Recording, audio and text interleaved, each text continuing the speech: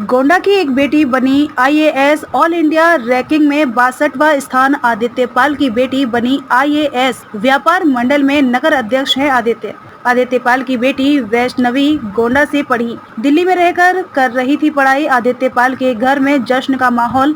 आदित्य के घर बधाई देने वालों का तांता। वहीं वैष्णवी ने बताया, जो भी सच्चे मन से मेहनत करेगा उसको सफलता मिलेगी। मैं सभी छात्र छात्राओं को बताना चाहती हूँ, अगर आपने गोल बना लिया है, सफलता निश्चित मिलेगी। मेरी सिविल सर्विसेज एग्जामिनेशन 2022 में ऑल इंडिया रैंक 62 आई है। एज ऑफ नाउ बहुत अच्छा लग रहा है और साथ में बहुत ही एक्साइटिंग लग रहा है कि फ्यूचर में जो करने का सोचा है वो करने का मौका मिले। मेरी सिविल सर्विसेज एग्जामिनेशन 2022 में ऑल इंडिया रैंक 62 आई है। अभी बहुत अच्छा लग रहा है और साथ में बहुत एक्साइटिंग लग रहा है कि जो करने का सोचा था वो आगे करने का मौका मिला। मेरा 4th अटेम्प्ट था, 3rd मेंस, 2nd इंटरव्यू। बचपन में मेरे फादर ने मेरी न्यूज़पेपर रीडिंग की हैबिट डाली थी और जब आप न्यूज़पेपर खोलते हैं तो सबसे ज्यादा आपको लोकल न्यूज में दिखता है कि कैसे डिस्ट्रिक्ट मजिस्ट्रेट्स ने ये काम किया, एसपी ने ये काम किया। तो मेरा मेन मोटिवेशन वहां से आया। फिर जब हम बड़े होते गए और आपको चीजें दिखती हैं तो आपको लगता है कि हाँ, आपके पास सपोर्ट सिस्टम है तो आप मेहनत करिए और कोशिश करिए कि आप भी एडमिनिस्ट्रेशन का हिस्सा बने। वो मेरा मोटिवेशन था। थैंकफुली मेरे पास सपोर्ट सिस्टम भी है। मेरे पेरेंट्स, मेरी सिस्टर, मेरी एक्सटेंडेड मैटरनल फैमिली, मेरे सारे टीचर्स, मेरे सारे फ्रेंड्स, इतने स्ट्रॉन्ग सपोर्ट सिस्टम के साथ आई थिंक कि मुझे करना चाहिए था और किया। मेरी स्कूलिंग फातिमा स्कूल गोंडा से है। उसके बाद हमने ग्रेजुएशन किया है इकोनॉमिक्स ऑनर्स में SRCC Shri Ram college of commerce Delhi university से।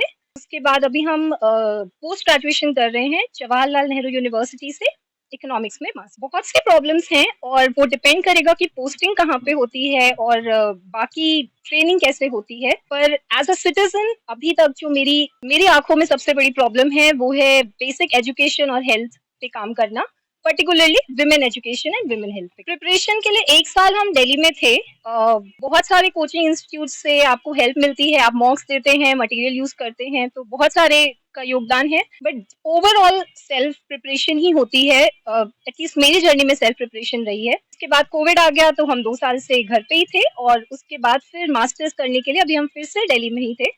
तो दिल्ली गोंडा ऐसा रहा, पर मोस्टली सेल्फ प्रिपरेशन। तो डर लगता है, नर्वसनेस होती है, रिजल्ट आने के बाद भी रहा तो नर्वसनेस तो है ही। मैसेज सिंपल सा एक ऑब्जर्वेशन है मेरी खुद की जर्नी से, बहुत ज्यादा कोई सजेशंस नहीं है। मैसेज ये है कि अगर आपने सपना देखा है और आपके पास सपोर्ट सिस्टम है तो मेहनत करिए, प्लीज फेलियर से मत डरिए, आपको जरूर सक्सेस। सर मेरा ऐसा मानना है कि आप कितनी भी कोचिंग कर लें, eight the end of the day आपको करनी सेल्फ स्टडी ही। तो आप अपने हिसाब से देखिए, अगर आपको लगता है कि कोचिंग आपको किसी भी लेवल पे हेल्प कर सकती है वहां से हेल्प लीजिए। जैसे मेरे लिए कोचिंग के कंपाइलेशंस बहुत इंपॉर्टेंट होते थे, करंट अफेयर्स के, और mock test, prelims, mains, interview सब पे बहुत इंपॉर्टेंट। पर at the end of the day self study. मेरी सिस्टर है, उसने I think she was the biggest supporter मेरी पूरी जर्नी में। और सारे मेरे एटलीस्ट इस बार के तो मेरे सारे पीडीएफ उसने ही खोल के नाम चेक किया है। तो she is my lucky charm. अगर आपके पेरेंट्स टीचर्स हैं, कोई भी पेरेंट, तो ट्रस्ट मी आप बहुत डिसिप्लिन लाइफ जी रहे होंगे, आपको पता होगा। तो मेरी मदर का वो डिसिप्लिन, वो डेडिकेशन, पंक्चुअलिटी, ये सब वैल्यूज बहुत बचपन से ही बिल्डअप हुई। और एक फोकस ऑन एजुकेशन, बाकी सब चीजों को पीछे रखो, एजुकेशन को सबसे आगे रखो, वो मेरी मदर ने एक वैल्यू इंस्टॉल। को डांट पड़ती है, रोज डांट पड़ती है, अभी 5 मिनट पहले डांट पड़ी है। पढ़ाई के लिए फॉर्चुनेटली नहीं पड़ी। पापा ने बोला है मोस्ट लाइकली उन्हें याद हो, पर पर्सनली हमें याद